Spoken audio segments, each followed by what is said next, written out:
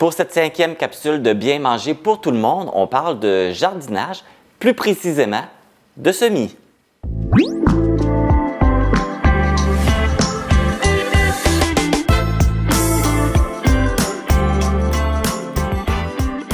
Pour cette capsule, je retrouve Sophie Nicole, qui est chargée de projet en développement alimentaire. Bonjour Sophie! Allô Marc! Ça faisait un certain temps qu'on ne s'était pas vu. Ben oui, depuis la 2e capsule, j'avais pas été là parce que j'avais des experts. J'avais pas besoin. C'est ça. Puis, il fallait que tu prépares cette magnifique oui. capsule, parce que là, on Exact. parle de jardinage, donc plus précisément, on parle de semis.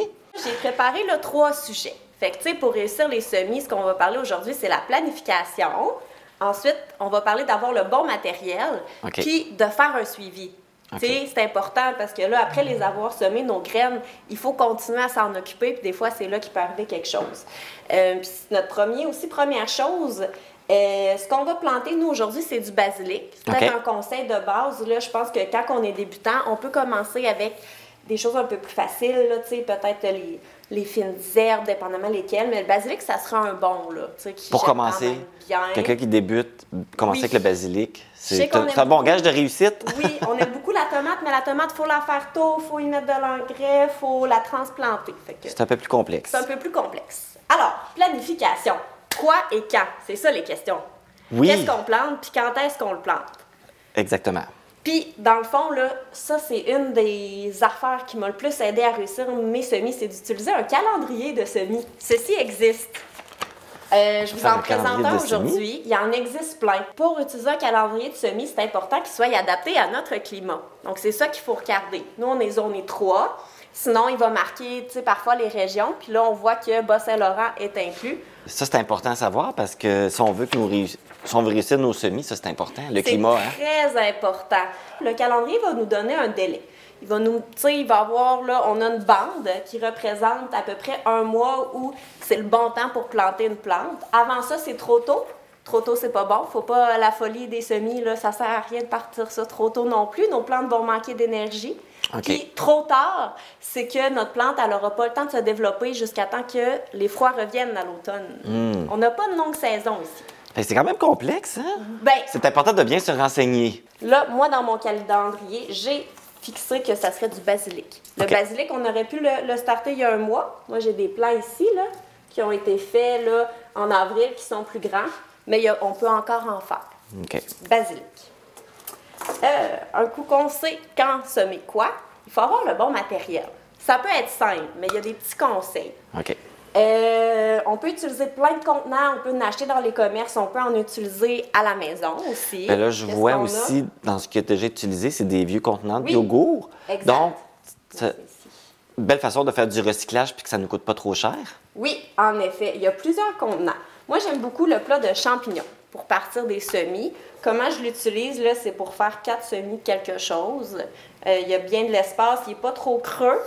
La règle avec les contenants, c'est que si on fait de la récup ou même si on achète, il faut qu'il y ait des trous. C'est super important. Les semis ont besoin de beaucoup d'eau, mais ils ont besoin que le surplus d'eau puisse partir aussi. OK. Fait que c'est la seule chose.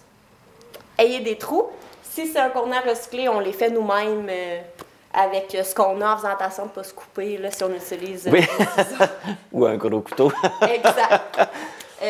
Donc, on a ça. Ensuite, ça nous prend de la terre. Là, des fois, on pourrait prendre n'importe quelle terre. Oui, c'est ça. Ben, il y a plusieurs variétés de terre. Qu'est-ce qui est le préférable C'est pour les ça. semis? Tu sais, à moins qu'on soit devenu un jardinier expert, on peut faire nos propres mélanges pour les semis. OK. Si on commence, là, tu sais, je vous dirais de viser quelque chose qui est marqué semis dessus. OK. Dans le fond, il est souvent un peu plus coûteux, mais on n'en met pas autant que dans un jardin. C'est juste pour un petit pot. OK. Puis là-dedans, c'est qu'il y a un mélange pour aider à garder de l'eau, à être assez aéré. Fait que ça crée le milieu parfait pour notre semence. Fait qu'on a plus de chances de réussir. Bon. Ouais. Donc, les sacs de terre indiqués semis. Exact. Donc, contenant terre. Ensuite, Jusque-là, ça va bien? Contenant terre. Eau. Important. C'est ce que les semis ont besoin pour germer, c'est vraiment de l'eau. OK. Là, ce qu'on va faire tout à l'heure, quand on va faire notre semis, c'est que notre terreau, quand on l'achète, là, il est très sec. Il est vraiment, là, tu vois, il y a un peu d'humidité, parce que je l'ai déjà fait, mais en général, il va être super sec, quasiment de la poussière. Tu sais, on le brasse, puis ça vole. Tu sais, quand on le sait pas, en général, on va mettre notre terre, nos graines, on va arroser. Puis ce que ça va faire, tu sais, ça va comme écraser, il va y avoir des trous. Puis il est tellement sec, là, quand on le reçoit, souvent que l'eau, elle va avoir de la misère à rester dedans. Elle pourrait, dans notre contenant, couler ses côtés. OK. Fait un gage de réussite, c'est de mettre de l'eau dans notre terreau avant. Pour savoir si on a mis assez d'eau, il faut que ça commence à pouvoir se tenir un peu. Fait que là, on est correct. Là, on sent que l'eau, elle a bien... On peut se faire des balles de terre? On peut. Au lieu des balles de neige? S'il n'y avait pas assez de terre, ça s'effriterait plus. OK. Moyen. Fait que, tu sais... Il faut vraiment qu'on puisse... Ça se tienne. Exact. Fait que là, on a assez d'eau dans notre terreau pour faire quelque chose de bien. Mais là aussi, une chose qui est importante, oui. c'est l'identification. Pour être sûr qu'on ne se trompe pas, là. Surtout si on plante plusieurs semis différents, pour qu'on puisse les reconnaître. Oui, je te dirais que moi, c'est quelque chose que j'ai appris à faire avec les années que je faisais moins au début. Je vais vous montrer un matériel qui permet de le faire. Identifier nos semis, en fait, c'est si on a plusieurs sortes, ça nous permet de savoir, mettons qu'on somme notre basilic, que ça ne pousse pas. Peut-être que c'est nos semences. Tu sais, ça prend des bonnes semences aussi. Fait que ça nous permet d'identifier, tu sais, on a un problème. C'est-tu notre basilic? C'est-tu notre bétacarde? C'est-tu notre kale qui n'a pas poussé? Puis aussi, là, ce que je vous conseille, c'est de mettre c'est quoi? Puis la date aussi. Ah, qu'on l'a planté, qu'on l'a... OK. Exact. Ça, c'est bon. Ça nous permet de faire un suivi. Meilleure façon de faire un suivi aussi, si on met la date. Hein? Oui. Puis aussi, tu sais, avec la longue, on peut créer notre propre calendrier, là. Tu sais, voir, moi, j'aurais aimé ça que mon basilic soit plus gros, puis commencer plus tôt. Fait que ça nous permet d'apprendre. Fait qu'un truc facile pour faire des étiquettes qui coûtent rien. Nos pots encore de yogourt qu'on peut semer dedans, on peut aussi les découper, faire des petites bandes en plastique qu'on va pouvoir écrire avec des charpies les mots, puis ça reste super bien. On va pouvoir mettre ça dans notre pot. Oui, on en a un justement qu'on peut montrer. Oui, que tu le fais. On voit le petit étiquette indiquée. Ouais. Ciboulette. Exact. Fait qu'on a notre petite ciboulette qui pousse ici. Ça, c'est toutes des semis, là. Ça a été fait avec les élèves, pas avec des élèves, des enfants, des grands amis de la vallée à Saint-Léon. Oh! Fait que, oui, le 3 avril, on a fait ça. Bon. Fantastique. Ensuite, il nous reste un matériel à voir. Nos semences, dès qu'elles ont poussé, elles vont avoir besoin de lumière. Puis ça, c'est bien important. Fait qu'il y a deux choses. Si dans votre maison, vous avez une fenêtre au sud qui a une bonne exposition de soleil, il y a moyen de s'en sortir, de mettre nos semences au bord de la fenêtre. Là, souvent, on a à les virer de côté, ils vont pencher vers le soleil. Fait qu'il y a moyen. Mais si on n'a pas la chance d'avoir une fenêtre qui a beaucoup d'éclairage, ça vaut vraiment la peine de se donner un coup de main. Surtout, tu sais, au Québec, là, au printemps, le taux d'ensoleillement, c'est pas si long. Fait que on va regarder deux options. Fait que là, ce que tu as, Marc... La petite lampe de chevet? La lampe de chevet. Tout le monde a ça? Bien, souvent. On a déjà ça à la maison. C'est l'option pour débuter qui n'est pas très chère. J'ai changé l'ampoule. Oui. Fait que là, ce qu'on a ici, c'est cette ampoule-là, comme ça. Il y en a d'autres. Ce qui est important qu'il soit marqué dessus, c'est ampoule horticole. C'est ça qui est à savoir. N'importe quelle ampoule ne permet pas d'aider nos semis à grandir. OK. Il y a, je ne suis pas super calée là-dessus, ça le monte en arrière, là, mais il y a un spectre spécifique qui aide la croissance. Puis la lumière, nos ampoules générales, malheureusement, ça ne sert à rien. Si on veut supporter nos plantes, il faut vraiment qu'il y ait horticole. OK. Fait que donc, à lire, ça va être indiqué sur l'emballage? Exact. Là, moi, j'ai tous les doigts collés parce qu'il y a des collants qui me collent sur les doigts. Alors, là, comment on place la lampe par rapport au semis? On peut vous montrer ça tout de suite. C'est en lien avec... Je vais juste tasser ça pour qu'on le voit bien. Alors, si vous choisissez d'avoir une lampe horticole pour aider vos semis, ce qu'il faut savoir, c'est que la distance doit être de 15 à 30 cm. Fait que c'est assez près, là. Fait que ça pourrait être comme ça, là. Parce que, tu sais, une erreur qui est faite, c'est parfois, tu sais, d'avoir une lumière au plafond ou à 1 mètre. Ça se perd. Il faut vraiment que ça soit proche. Fait que ça, c'est une chose, là. C'est pour ça que la lampe de chevet, c'est une bonne alternative parce qu'elle est proche. Si on la met sur la table et qu'on met les semis en dessous. Puis en général, on peut l'ajuster. C'est sûr que, tu sais, déjà pour nos tomates, ça serait moins l'idéal, mais on pourrait faire ça comme ça. Voilà. Puis on a une autre option. Mais là, même si on a la lampe comme ça, est-ce qu'on les met quand même proche de la fenêtre? Également, est-ce qu'ils ont besoin aussi de la lumière du jour? Les Ou si c'est pas lumières, nécessaire, si on a la lampe? c'est pas nécessaire, mais on OK. peut faire les deux. La question, c'est plus combien, dans le fond, combien d'heures par jour on allume la lumière. Il faut pas la laisser 24 heures sur 24. Fait qu'il y a quand même des choses à savoir. La plante, là, elle a besoin d'avoir un peu comme dans la nature, un cycle, là. Lumière, noirceur. J'imagine que pour chaque semis, la durée de lumière va varier. Fait qu'il Ça faut vraiment pourrait. faut Ben- vraiment vérifier combien d'heures qui est importante pour ce qu'on plante. Oui, quand on devient, ça peut aller loin, là, le semis, mais quand on commence, là, tu sais, mettons, on pourrait l'allumer le matin puis la refermer le soir, tu sais, OK. sans se préoccuper trop là, OK. du temps. Déjà, ça va être un support de plus, puis oui, on pourrait le mettre sur le bord de notre fenêtre avec un appui.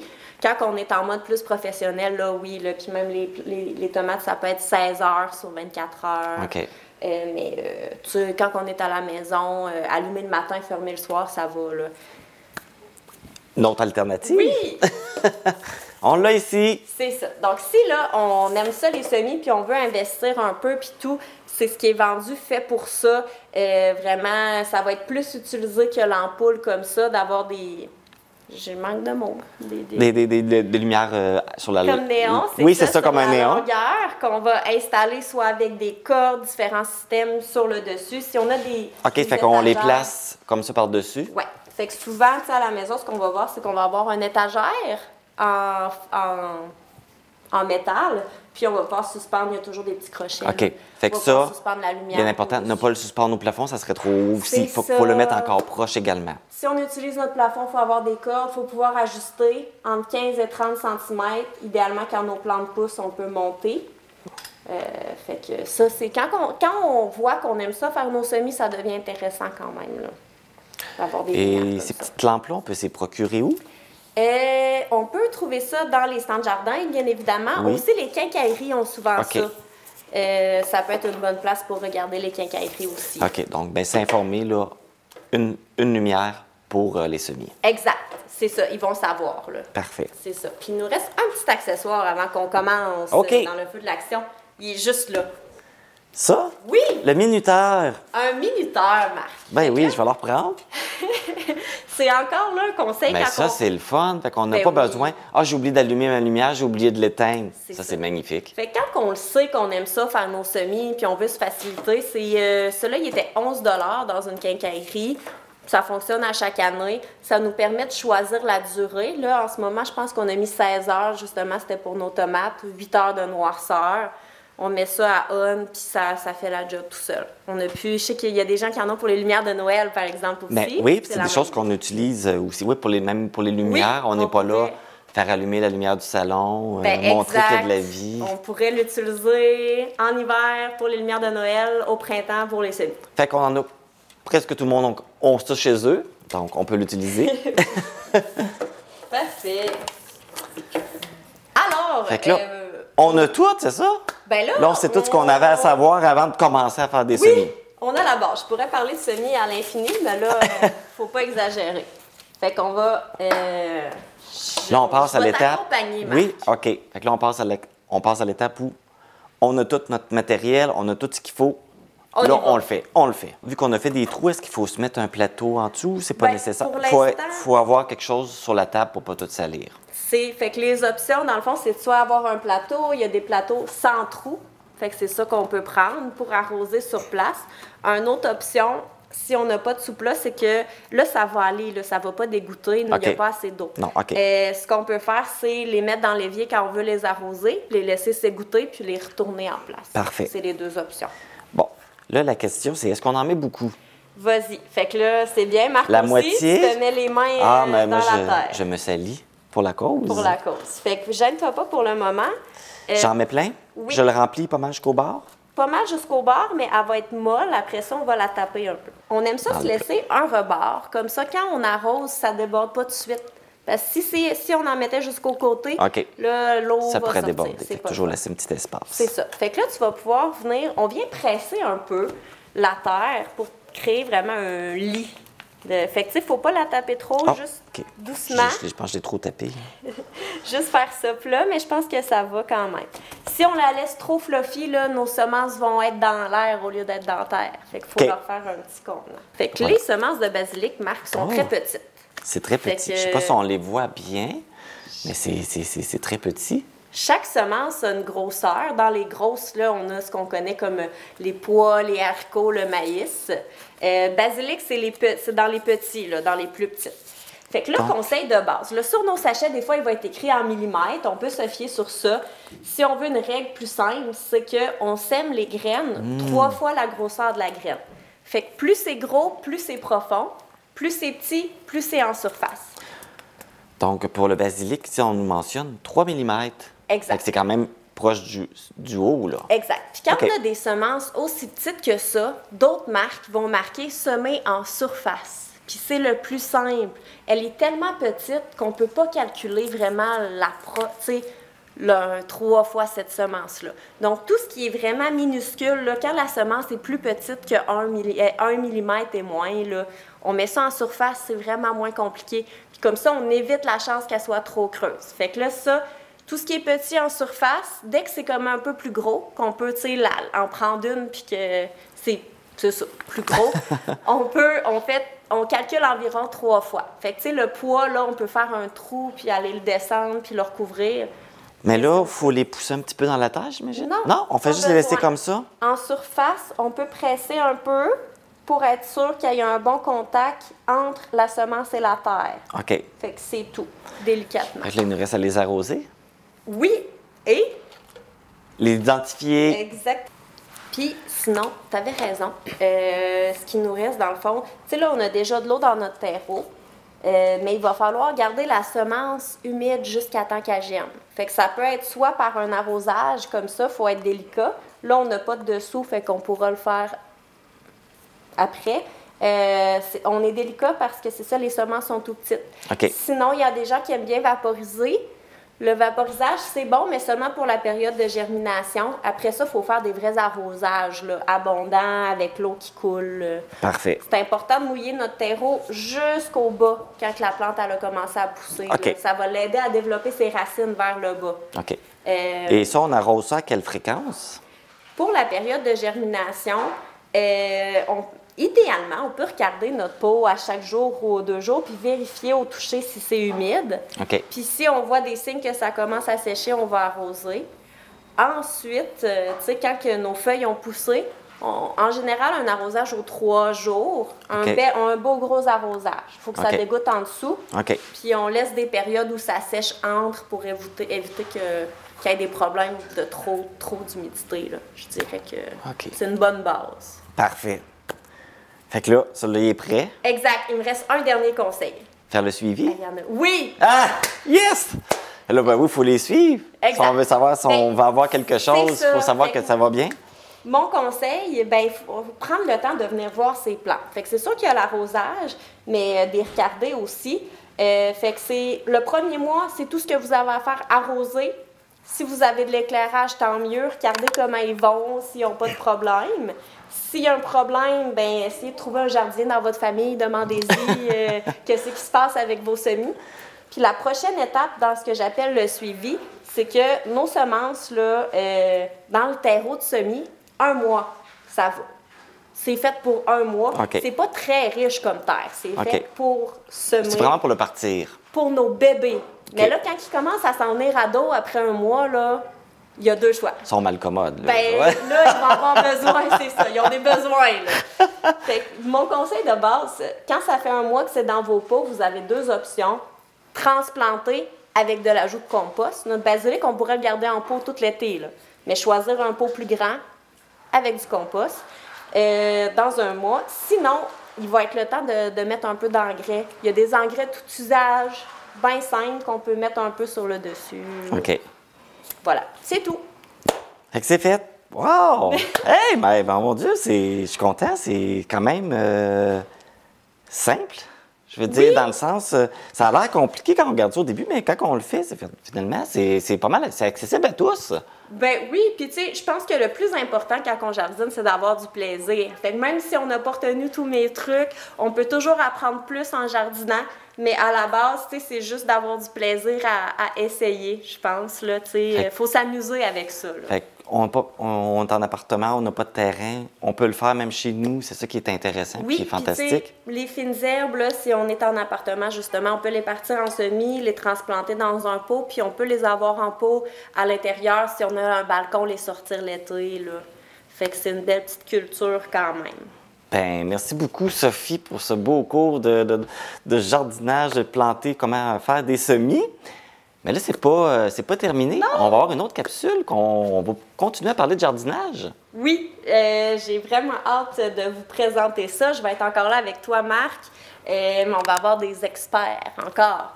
Dans notre prochaine capsule, on va aller rencontrer Ursan Rio et une classe qui participe au projet Jardine dans ton école. Oh, wow! Fait que même les enfants, là, on fait des semis, puis on va aller voir ça. Fait que ça va être très intéressant. Oui. Merci et bon jardinage!